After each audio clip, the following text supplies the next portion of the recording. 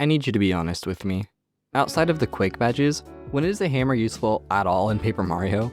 Jump attacks are almost always clearly the better option, right? So please explain to me why there's 10 hammer badges, most of them borderline useless. I want to talk about the badges in Paper Mario that aren't useful, ways that they could be useful, and defend some badges that people say are pointless. And to continue what I was saying at the start, yeah, the quick badges are good, and Power Smash isn't the worst thing ever since you do get hammer upgrades before jump upgrades, but the rest suck. Why would you ever use Hammer Charge? Okay, this is what I don't get. You could spend one turn spending 1 FP to charge your hammer by 2 damage, then next round do a normal hammer attack for 2 plus 2 equals 4 damage, or just do the hammer 2 turns in a row and achieve the same amount of damage per turn for free. If you really want to spend your FP on your hammer, Power Smash is 2 FP and does 4 damage in 1 turn, or 2 extra damage for the same amount of turns if you use a normal hammer attack after. The only time charging is useful is when you're going up against something with more defense than the power output of your hammer, which just isn't a scenario that happens until you have way better options anyways. Charging a hammer achieves literally nothing. Hammer Charge could be really good if there was something like Power Bounce for the hammer, where you have to charge the hammer over and over but each time it gets way faster or something. But as it stands right now, just use Power Smash, or the regular hammer, or just Power Bounce instead. All of this hate also goes towards Super Hammer Charge, made even worse because you get that thing after Chapter 5. Just use Super Jump Charge. There's a reason Thousand Year Door combined Jump and Hammer Charge into just Charge. Me hating on hammer badges isn't over yet though, because what's the point of Spin Smash? It's a normal hammer attack that does 1 damage to every other enemy. That's all it does. It costs 1 BP and 2 FP, the same as Power Smash, to do that base hammer damage and 1 damage to everyone behind them. Please explain the point of this to me. The only situation in where this makes sense is if all the enemies in the back are at 1 HP already, so you can do damage to the front and then kill the rest of them in 1 turn. But why would you ever be in that situation in the first place? I guess technically the ambushes that defend the one Yoshi kid, you could Starstorm and then Spin Smash. But I mean, you could also just Starstorm and Shell Shot and do it in 1 turn. If you're gonna be spending FP, just use Quake Hammer, which costs the exact same. Spin Smash is really cool in concept, honestly, but it should just do more damage. Maybe half the damage of the first one and then -1 for every enemy after or something, I don't know. And then also reacts to other buffs like the hammer upgrades or Mega Rush or whatever. Hammer Throw too, just why? Hammer Throw lets you attack an enemy that's not in the front or attack an enemy that you can't touch for one reason or another. The only time this is really useful is against the bats on the ceiling in Chapter 2, but you can just use Paracarry and they'll fall down to jump height anyways. The only thing Hammer Throw has going for it is that for some reason the Monty Moles in Chapter 6 are weak to it for some reason, but with the Ultra Hammer it still only does 9 damage to a single target, so you're better off just using multi-target attacks to get them all. Okay, Hammer Throw is useful against this singular alone Monty Mole, so it's not 100% useless anymore, I guess. It's only 99% useless now. Okay, I'm editing the video right now and I just had this idea. What if Hammer Throw bounced off every single enemy and was like a hammer version of multi-bounce? It already kind of like flies forward and lands on the second enemy. Imagine if it was like a chain that kept going. I feel like that would be really cool. I don't know. The only way I can see Hammer Throw being useful is if it also boosted hammer damage, like a Power Smash but you throw it at the same time, with a higher FP cost to make up for it obviously. And for D-Down Pound, I just don't get why this even exists. This goes against what the hammer is supposed to be.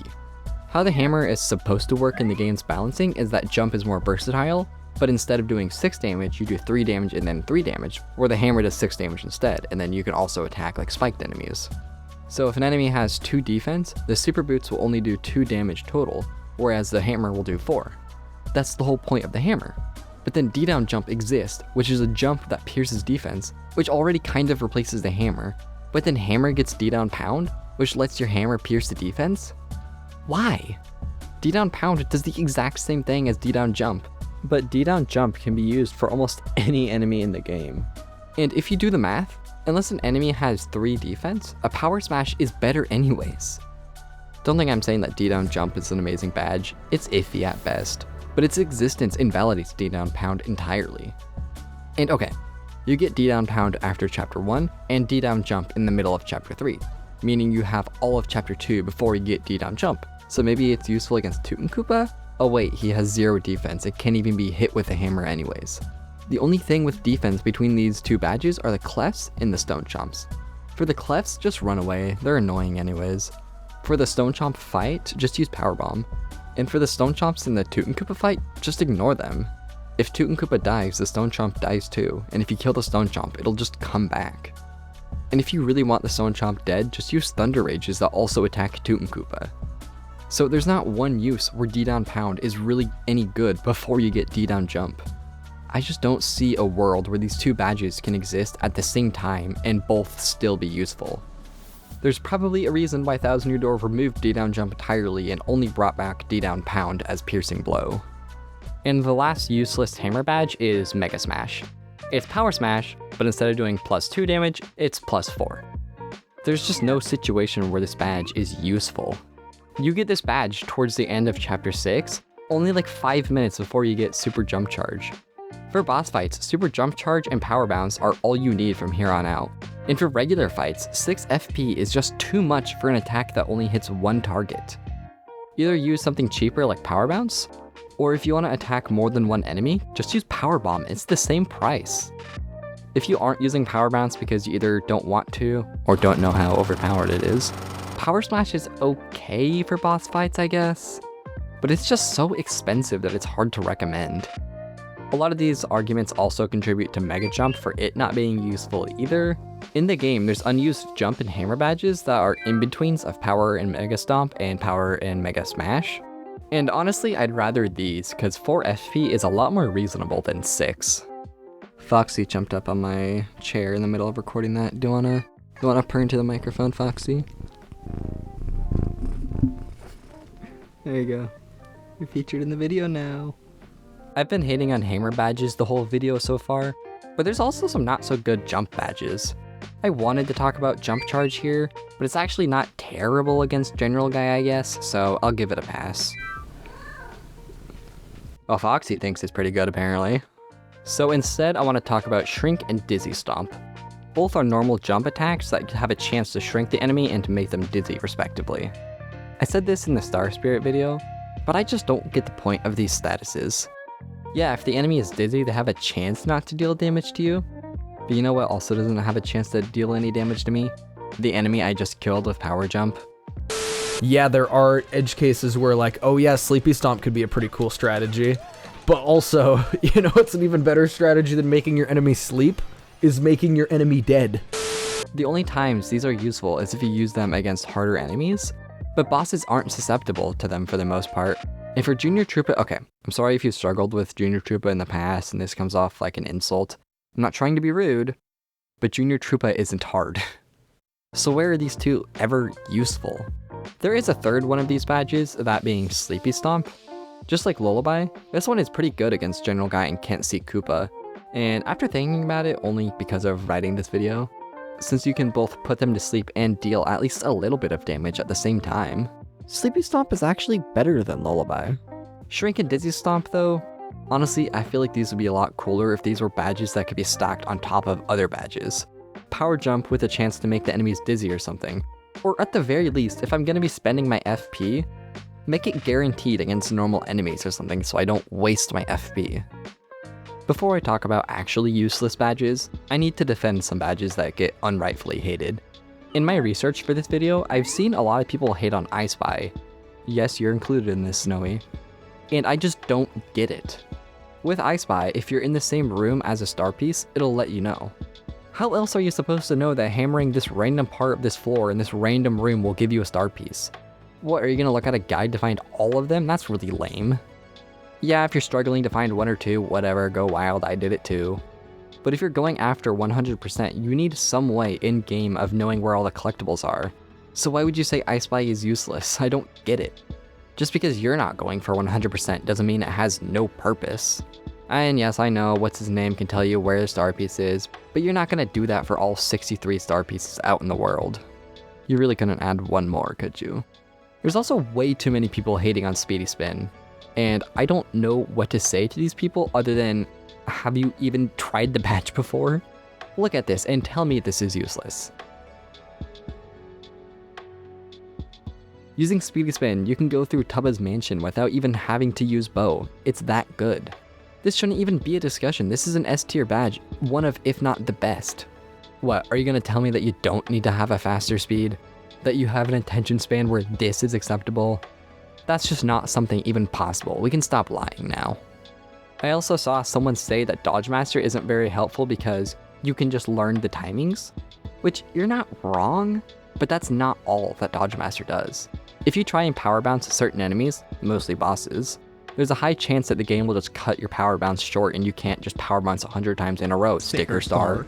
But Dodge Master actually increases the amount of times you can power bounce without getting capped. The game doesn't tell you this at all, so if you didn't know that, I don't blame you, but buffing one of the most overpowered badges in the game is one hell of a use. I use this badge on every playthrough, it's far from useless. Some people also hate on Peakaboo because on a first playthrough you can just tattle and get the flavor text while you're at it, and then on repeat playthroughs you can just memorize the health count. And yeah, you're not wrong, but I'm dumb and lazy. How much health does the Shy Guy have? I don't know, 6? No, it's 7, point proven. But also that its biggest use for me is to just track boss health because I'm way too lazy to be doing that. But having to keep track of them is so annoying. And especially on bosses, having to waste a turn to tattle them is annoying, and then having to keep track of their health is annoying. I love using Peekaboo in every playthrough of the game that I do. It's a convenience badge. The last ones I want to defend are the Attack FX badges. I really don't get the hate, they're fun. A-san's really cool. He used a Yoshi, so what's not to like about that? Yes, I'm biased. Multiple people did say FXC specifically, and to be honest, I used to like that one. How is that what you heard? Yes, I do hear it now, and now the badge is ruined for me. Thanks, by the way. Attack FXC, which makes Peach moan every time you use your hammer. These next three are actually pretty good, just way too expensive. Lucky Day, if you wear it, it gives every enemy a 25% chance of missing their attack. And that's not too bad really. Not enough to 100% rely on, but it'll keep you alive longer. The issue is that not only is this the reward for a really long side quest that requires you to get into chapter 7, but also that it costs 7 BP, making it the most expensive badge in the game. In 64, you can only ever have 30 BP maximum, so this one badge takes up 23% of your BP at best. The fact that it's a really long side quest should be enough of a balance, but the fact that it's this expensive just kills any chance that it has. It really should be 3, maybe 4 BP instead of 7. It's the same situation for Bump Attack. With this badge, you can instantly kill any enemy weak enough relative to your level. This is similar to Spin Attack, which is the same but when you're spinning, or First Attack, which is the same but only when you first strike them. But with Bump Attack, it's always active. This is a really nice quality of life, since if an enemy can be insta-killed with Bump Attack, it's so low that you won't be getting any XP or coins out of it anyways. So fighting it is just a waste of time. It's a great quality of life badge, but it's hard to justify when it costs 5 BP for enemies you can just one around anyways. Good badge, just too expensive. Same again with Triple Dip. Double Dip lets you use 2 items in one turn for 1 BP and 3 FP. It's great. And Triple Dip is what it sounds like. You can use 3 items for 3 BP and 6 FP. The issue is that there's just aren't many scenarios where you need to use 3 items in one turn. If you're in that situation, yeah, it gets the job done. It's just that the only situation that really comes to mind is if you want to crash the game. That's fun, but I don't know, there's almost always a better strategy than 3 items. If you ask a Paper Mario player for a useless badge, almost always the first thing they'll say is slow go. At first, when I was working on this, I thought that I would have to at least mention it. Yeah, there's nothing else I can say about the badge that everyone hasn't already said. It's a badge that slows you down, that's it. But it's the useless badge, so it had to at least be mentioned. But in my research, apparently this can be used in the room where you get the key to Tubba's bedroom. Why would you ever do this? Just hold the analog stick, only a little. This is such an insane use for this badge that I have to hope this isn't the intended function. I checked the strategy guide and it doesn't mention it, so I don't think it's an official strategy. But that's just such a niche and funny use that I had to at least mention it. I don't hate the idea of slow go entirely. I'm all for badges that make the game harder, that's fun. But slow go? The only challenge here is to beat the game without having YouTube open in the background. And the last group of badges I want to talk about is Happy Heart. With Happy Heart on, there's a 50% chance that after Mario's turn, it'll heal 1 singular HP. And if you equipped both, it'll heal 2 HP instead. My issue with this badge is like, why though? A single Happy Heart is 3 BP, which yeah, isn't a ton, but when you put it into perspective, that's as much as a single damage dodge costs. Which as long as you hit your action commands, will on average in the end have the same effect. But with this you don't have to rely on RNG. But then also, if you aren't very good with action commands, Defend Plus costs 6 BP, the same as 2 Happy Hearts, and it also in the end has the same effect but with no RNG. A counter argument that you could make is that these badges don't make Happy Heart useless, Happy Heart makes these badges useless. But I'd rather take less damage than gain more health. Let's say you have 4 HP and you're being hit by 5 damage. You can dodge the attack to 4, but you're still gonna die. The Happy Hearts aren't gonna help you. But if instead you put on Defend Plus or the 2 damage dodges, you wouldn't die. I guess that yeah, 3 BP isn't a lot, so if you have 3 P to spare, it will help you marginally, I guess. But I don't know, if the best argument is that it kind of semi-helps if you have BP to spare, that kind of shows how not very helpful the badge is in the first place. A lot of the same points go towards Happy Flower, but especially HP drain. Yeah, make Mario less powerful, all to heal 1 HP per attack for a maximum of 5 HP per turn. It has better healing than Happy Heart, so maybe you could argue that it's better, but you have to make yourself less powerful just to heal.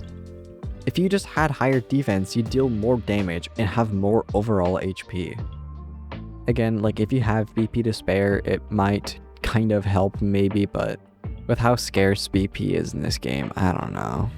Probably never gonna catch me using it. And that's all the badges I don't really think have a use.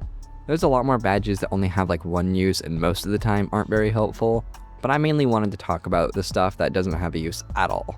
If I'm wrong and Hammer Throw or something else I said in the video have some actually really good use that I didn't think about, it'd be fun to talk about it in the comments. Also, a week ago as of recording this, I was at the thrift store just listening to some Undertale music, and I found a USB mic for $3. I grabbed it because I was curious what a $3 mic could sound like, and honestly, it sounds better than the mic that I've been using for the last 5 years, so I might just stick with it. This is what that sounds like for reference. I do technically have a boom arm, but you can't use a boom arm on my desk, so instead I'm just using my tripod as a mic stand for now. It's a little janky, but clearly it's working, so whatever. I think that's all though. Anyways, bye.